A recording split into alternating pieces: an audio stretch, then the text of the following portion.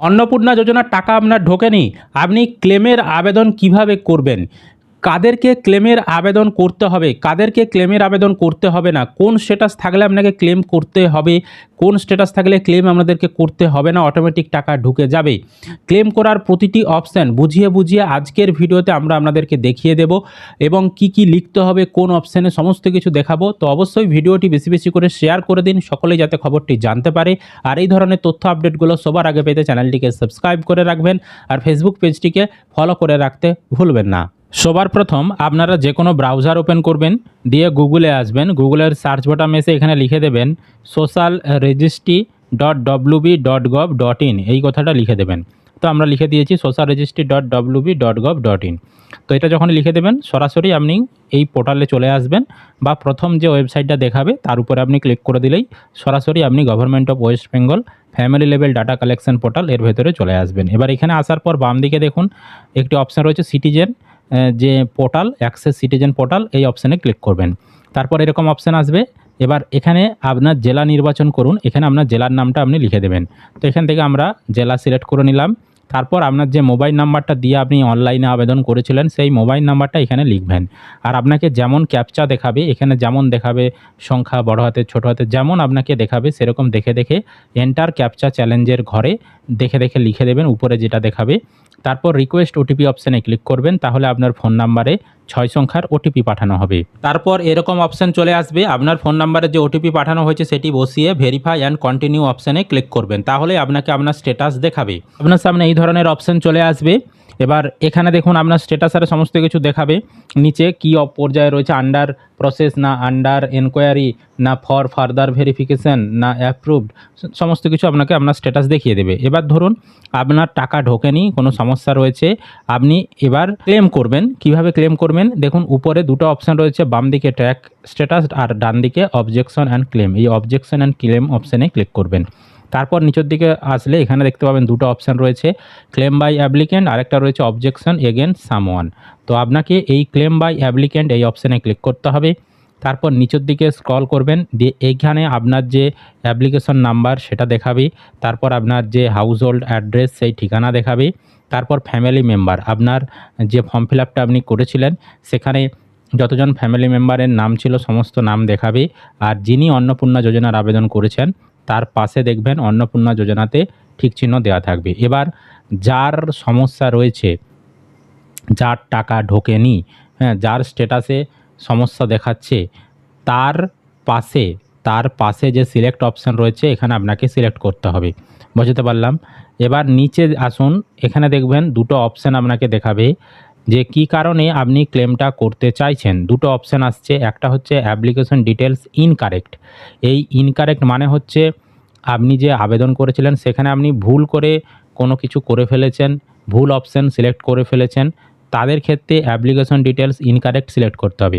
কোন কোন স্ট্যাটাস থাকলে অ্যাপ্লিকেশন ডিটেলস ইনকারেক্ট সিলেক্ট করবেন, ধরুন আপনার দেখাচ্ছে যে স্ট্যাটাসে ফর ফার্দার ভেরিফিকেশান, নিচে দেখাচ্ছে আন্ডার এনকোয়ারি ASDD, অথচ আপনার ফাইনাল ভোটার লিস্টে নাম রয়েছে, অথচ আপনার অ্যাপ্লিকেশন ডিটেলস ইনকারেক্ট দেখাচ্ছে, আপনার হয়তো ভোটার কার্ডের নাম্বার আপনি ভুল দিয়েছিলেন, সেই কারণে এরকম দেখাচ্ছে, ASDDতে নাম দেখাচ্ছে। তো সেক্ষেত্রে আপনি ইনকারেক্ট অপশানে সিলেক্ট করতে পারেন। এছাড়াও যাদের গভর্নমেন্ট এমপ্লয় হিসাবে ফর ফার্দার ভেরিফিকেশন দেখাচ্ছে, অথচ আপনার ধরুন কেউ সরকারি চাকরি করে না, ভুল করে গভর্নমেন্ট এমপ্লয়ে ঠিক দিয়ে দিয়েছিলেন, সেক্ষেত্রে আপনারা অ্যাপ্লিকেশন ডিটেলস ইনকারেক্ট অপশানে সিলেক্ট করতে পারেন। এছাড়াও ধরুন আপনার ফ্যামিলিতে সরকারি চাকরি করে ঠিকই, কিন্তু সেটা পার্মানেন্ট চাকরি নয়, কন্ট্রাকচুয়াল ধরুন কেউ চাকরি করে, সেক্ষেত্রেও আপনি চাইছেন যে ইনকারেক্ট সেখানে দিয়ে দেওয়া হয়েছে, তো সেক্ষেত্রে আপনি অ্যাপ্লিকেশন ডিটেলস ইনকারেক্ট অপশানে সিলেক্ট করতে পারেন। এছাড়াও আরও অনেক রয়েছে, ধরুন আপনার আবেদন রিজেক্ট করে দিয়েছে, এবার রিজেক্টের কারণ হয়তো আপনার ভোটার কার্ডের নাম্বার ভুল, আধার কার্ডের নাম্বার ভুল দিয়েছেন, নামে কোথাও ভুল দিয়েছেন, কোনো ভুলের কারণে যদি আপনার আবেদন রিজেক্ট করে, সেক্ষেত্রে আপনি এটা করতে পারেন। অথবা ধরুন আপনার ৩টার বেশি রুম নেই, আপনি ভুল করে ৩টার বেশি রুমে ইয়েস করে দিয়েছেন, সেই কারণে আপনার টাকা ঢোকেনি। সেক্ষেত্রেও আপনি এই প্রথম অপশানটা সিলেক্ট করে আপনি ক্লেম করতে পারেন।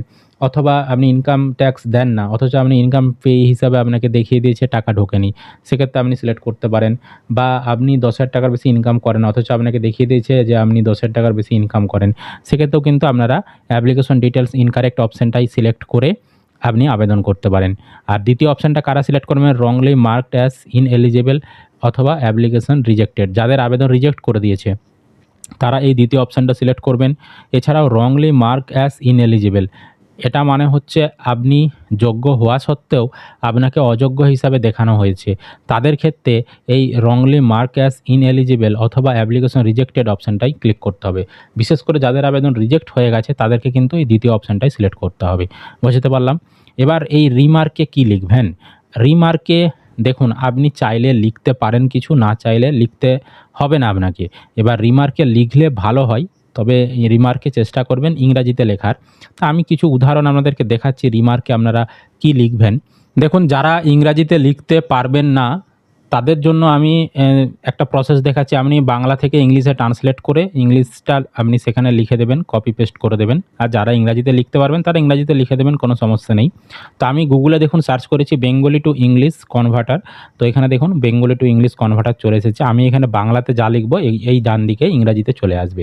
তো আমি ধরুন আমি একটা উদাহরণ দিয়ে বোঝাচ্ছি যে আপনার গভর্নমেন্ট এমপ্লয়ি দেখিয়েছে, অথচ আপনার ফ্যামিলিতে কেউ চাকরি করে না, অথচ গভর্নমেন্ট এমপ্লয়ের জন্য আপনার বাদ দিয়ে দিয়েছে। বা ধরুন আপনার পরিবারে গভর্নমেন্ট চাকরি করে, আপনি ধরুন যিনি চাকরি করেন তিনি হচ্ছে পার্মানেন্ট চাকরি করেন না, তিনি কন্ট্রাকচুয়াল চাকরি করেন।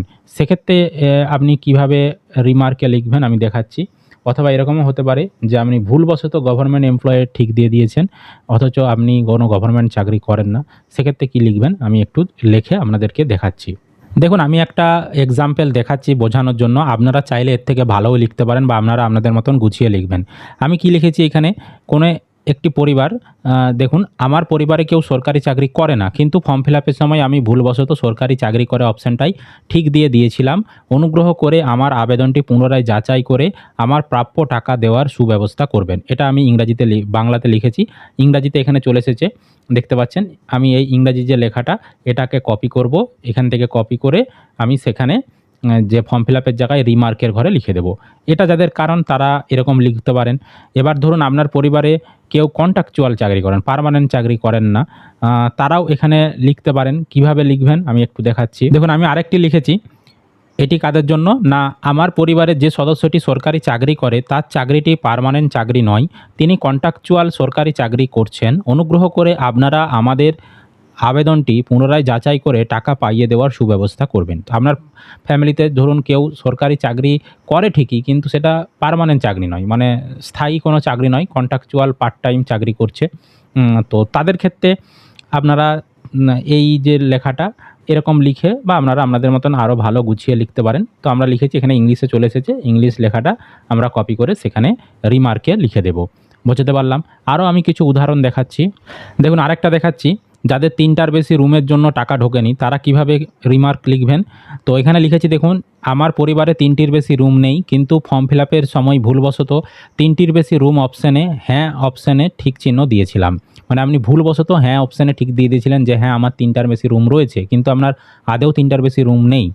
তো অনুগ্রহ করে আমার আবেদনটি পুনরায় যাচাই করে টাকা পাইবার সুব্যবস্থা করবেন। তো যাদের বাড়িতে সত্যিই 3টার বেশি রুম নেই, কিন্তু ভুলবশত 3টার বেশি রুম আপনারা হ্যাঁ দিয়ে দিয়েছিলেন, তারা চাইলে এইভাবে ক্লেম করতে পারেন। তবে বলে রাখি, কেউ মিথ্যার আশ্রয় নেবেন না। হয়তো আপনার বাড়িতে 3টার বেশি রুম রয়েছে অথচ আপনি বলবেন নেই, সেক্ষেত্রে কিন্তু হবে না। আপনাদের বাড়িতে এসে ভেরিফিকেশন করে যেতে পারে বা পুনরায় যাচাই করতে পারে, সেক্ষেত্রে আবার যদি ধরা পড়েন আবার সমস্যা হবে।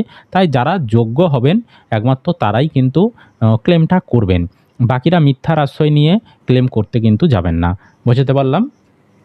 এভাবে আপনাদের ধরুন কারো 10,000 টাকার বেশি ইনকামের জন্য যদি টাকা বন্ধ করে দেয়, আপনারা লিখতে পারেন যে আমি মানে যে মেয়েটি আবেদন করেছিলেন, যে এই মেয়েটি 10,000 টাকার বেশি মাসে ইনকাম করে না, হ্যাঁ, অথচ আমার 10,000 টাকার বেশি ইনকামের জন্য আমার আবেদনটি বাতিল করে দেওয়া হয়েছে, পুনরায় আমার আবেদনটি যাচাই করার জন্য প্রার্থনা করছি। তো এরকম আপনারা রিমার্কে লিখতে পারবেন। বুঝতে পারলাম।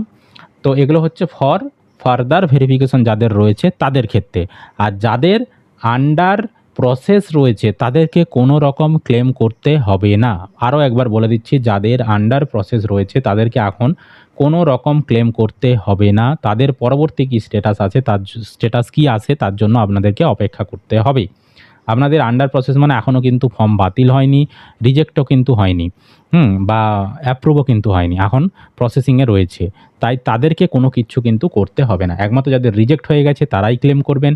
আর যাদের ফর ফার্দার ভেরিফিকেশন লেখা আসছে এবং নিচে আন্ডার প্রসেস দিয়ে কোনো একটা কারণ দেখাচ্ছে যে এই কারণের জন্য আপনার আন্ডার প্রসেসে রয়েছে, ফার্দার প্রসেসে রয়েছে, তো তারাই একমাত্র ক্লেম করবেন। আর যাদের শুধুমাত্র ফর ফার্দার ভেরিফিকেশন দেখাচ্ছে, কোনো রকম নিচে কারণ দেখাচ্ছে না, তাদের ক্ষেত্রেও ক্লেম করার দরকার নেই।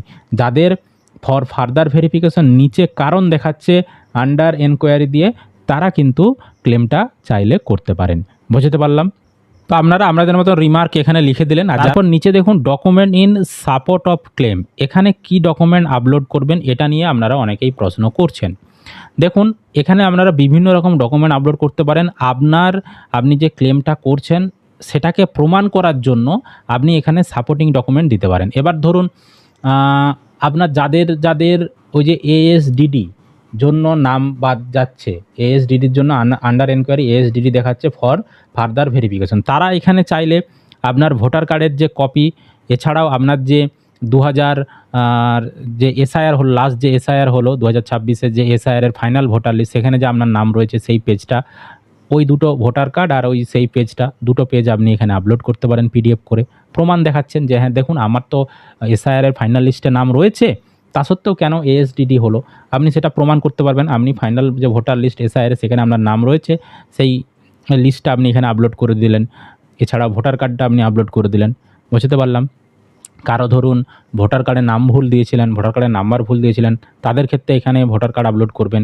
এবার যাদের চাকরি গভর্নমেন্ট জব, আপনাদের ধরুন পার্মানেন্ট গভর্নমেন্ট জব নয়, মানে কন্ট্রাকচুয়াল গভর্নমেন্ট জব, সেই কন্ট্রাকচুয়াল চাকরি করে তার কোনো যদি কাগজ থাকে যে কন্ট্রাকচুয়াল চাকরি করে, সেই কাগজ আপনি এখানে আপলোড করতে পারেন। কন্ট্রাকচুয়ালের কোনো কাগজ, হ্যাঁ, মানে যেটা আপনাকে প্রমাণ করবে যে হ্যাঁ আপনি সত্যিই যোগ্য অথচ আপনি টাকা পাচ্ছেন না। ঠিক আছে। তো এইভাবে কিন্তু আপনাকে সাপোর্টিং ডকুমেন্ট এখানে ক্লেমের দিতে হবে। আর যদি সাপোর্টিং ডকুমেন্ট না দেন তাহলে কিছু করার নেই, এখানে স্টার চিহ্ন দেওয়া নেই, না দিলেও আশা করি হবে। সাপোর্টিং ডকুমেন্ট যদি আপনাদের থাকে সেক্ষেত্রে আপনারা দিয়ে দেবেন। আর যদি সাপোর্টিং ডকুমেন্ট কিছুই না থাকে সেক্ষেত্রে আপনি ভোটার কার্ড আধার কার্ডটাকেই পিডিএফ করে আপলোড করে দেবেন। ঠিক আছে। কোনো কাগজ যদি না আপনি দেখাতে পারেন সেক্ষেত্রে আমি বিকল্প পদ্ধতি বললাম। তারপর এখানে সাবমিট ক্লেম এই অপশানে আবেদন ক্লিক করে দেবেন, তাহলেই কিন্তু আপনার যে ক্লেমের আবেদন সেটা কিন্তু চলে যাবে। এবার পরবর্তী সময়ে পঞ্চায়েত থেকেও যাচাই করতে পারে বা বিডিও অফিস থেকেও যাচাই করতে পারে এবং আপনাকে ডেকেও পাঠাতে পারে বা আপনার বাড়িতে আধিকারিকরাও আসতে পারে যাচাই করার জন্য। যাচাই করার পর আপনি যোগ্য হলে টাকা পেয়ে যাবেন। এইভাবে কিন্তু আপনারা যাদের টাকা ঢোকেনি, কোনো সমস্যা রয়েছে স্ট্যাটাসে, তারা ক্লেমের আবেদন করে টাকা পাওয়ার পুনরায় আবেদন জানাতে পারবেন। তো ভিডিওটি বেশি বেশি করে শেয়ার করে দিন, সকলে যাতে খবরটি জানতে পারে। আর এই ধরনের তথ্য আবার পেতে অবশ্যই চ্যানেলটিকে সাবস্ক্রাইব করে রাখবেন, ফেসবুক পেজটিকে ফলো করে রাখতে ভুলবেন।